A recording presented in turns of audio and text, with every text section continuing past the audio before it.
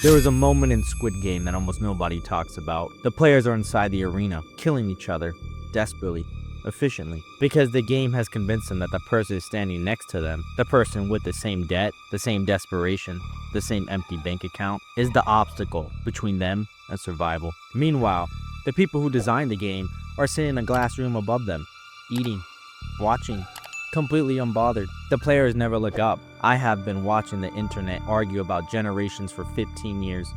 Boomers, millennials, Gen Z, back and forth, endlessly, with genuine fury. And I keep coming back to one question nobody seems to want to answer. Who benefits when they don't look up? Let's establish what is actually happening before we establish who is actually responsible. Boomers came of an age during one of the most economically generous periods in modern Western history. Union jobs, affordable housing, a social contract that paid out. Many of them bought homes in their 20s on single incomes, retired with pensions, built wealth passively through property appreciation, while doing nothing except continuing to own things. Millennials did everything they were told, got the degrees, took the internships, many of them unpaid, followed the playbook exactly as it was written. Then 2008 came and wiped out the entry-level housing market, and the institutions that handed them the playbook looked at the wreckage and said, "You must have done it wrong."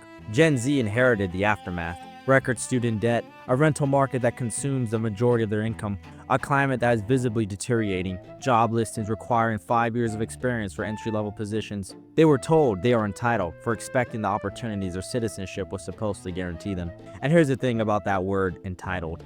An entitlement is a right, something owed. Americans, or whatever country you're watching this from, are entitled to certain opportunities by your founding documents. Citizens of functioning democracies are entitled to the social contract their taxes fund. Gen Z calling themselves entitled is not arrogance, it is technically accurate. The word got weaponized against them, and somewhere along the way, they half accepted the insult.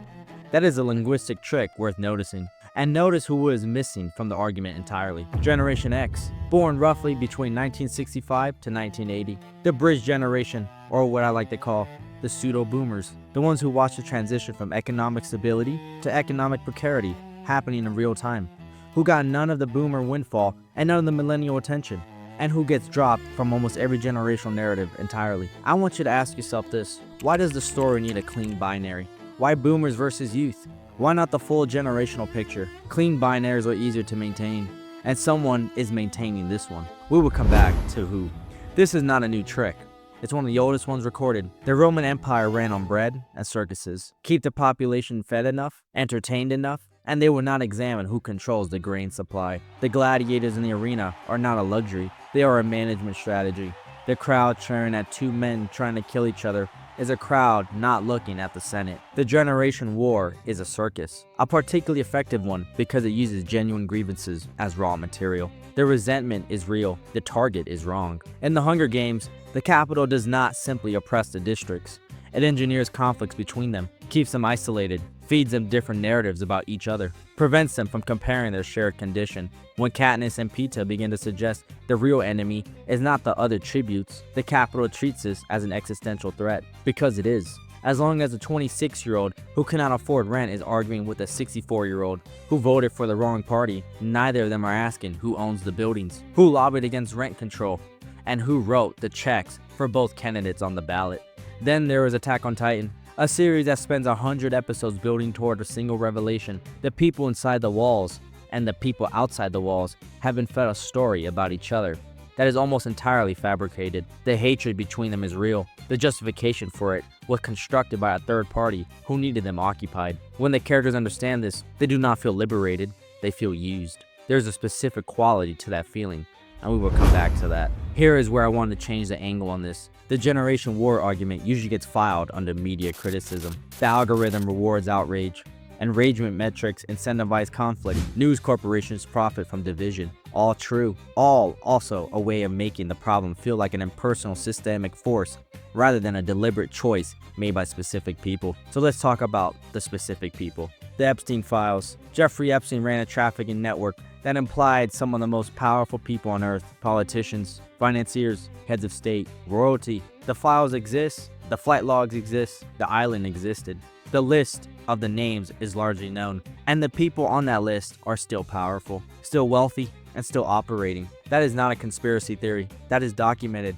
publicly available, thoroughly reported set of facts that produced almost no accountability for the most powerful individuals involved. And now ask yourself, what was trending the week the files dropped? Something else. It is always something else. The generation war is not the only circus running, but it is one of the most reliable ones because it never runs out of material. Every economic failure produces new resentment. Every new resentment gets redirected horizontally at the generation above or below, rather than vertically at the structure that produced the failure. The puppeteers do not need to coordinate. They only need the population too exhausted and too angry at each other to look at who is holding the strings. And exhaustion is the point. Here is a psychological engine underneath it all. Working 2 jobs to afford 1-bedroom apartment is not just financially exhausting, it is cognitively exhausting. Sustained financial stress degrades executive function, the brain's capacity for complex reasoning, long-term planning, and systemic thinking. This is documented. Poverty and precarity do not just empty your bank account, they narrow your mental bandwidth. A population that is financially stressed, chronically tired, and algorithmically fed a diet of outrage is a population with severely reduced capacity to think structurally about its own situation.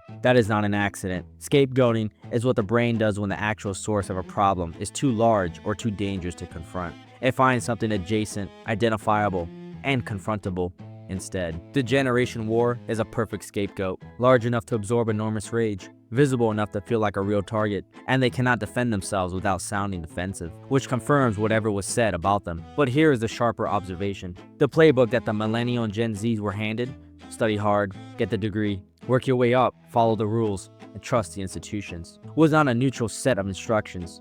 It was a management system, a way of keeping people invested in a structure that was simultaneously being hollowed out underneath them. They were told to climb the ladder while someone quietly removed the rungs. And when the ladder failed, the people who built it told the people falling that they must have not climbed correctly. The playbook was never a promise. It was a leash dressed up as a roadmap. And the generation war is what happens when people who followed it faithfully need somewhere to put that. Here's what the generational war actually produces, beyond the engagement metrics and the media revenue. A 24-year-old and a 62-year-old with nearly identical economic situations, both renting, both working more than they should for less than they need, both one unexpected bill from financial collapse, who have been successfully convinced that the other person is the explanation for their life being what it is. They were not organized together. They would not vote the same way on the issues that will actually affect them both. They would not stand in the same room and compare the numbers and notice that the gap between them is considerably smaller than the gap between both of them and the people who set their wages, own their buildings, and fund the politicians who ensure nothing structurally changes. They will argue online, efficiently, exhaustingly, while the stock portfolios of the people they are not arguing about quietly appreciate. And this is where the Epstein detail lands with full weight. The reason most powerful people on the flight logs face no consequences is not because the evidence was insufficient. It is because the systems designed to produce accountability, whether legal, political, journalistic, are largely populated and funded by people with reasons to ensure those systems fail on specific occasions. That is what the ruling class looks like when it is functioning correctly. Not a shadowy cabal meeting in secret, just a set of interconnected interests spread across every generation, every political party, every nationality, quietly ensuring that certain questions never become the loudest ones in the room.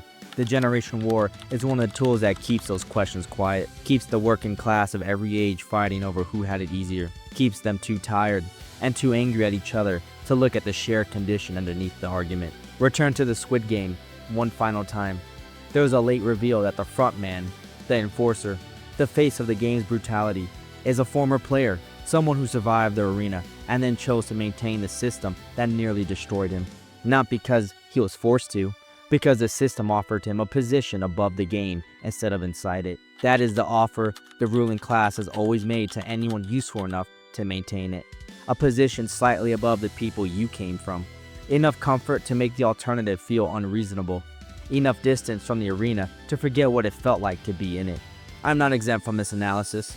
Anyone constructing a neat explanation for how power works and delivering it to an audience is, in some degree, offering a simplified map of a genuinely complicated territory. The difference I would claim, knowing how convenient this claim is that a useful map should produce more questions than it resolves. The generational war produces fewer, and that is what it is designed to do.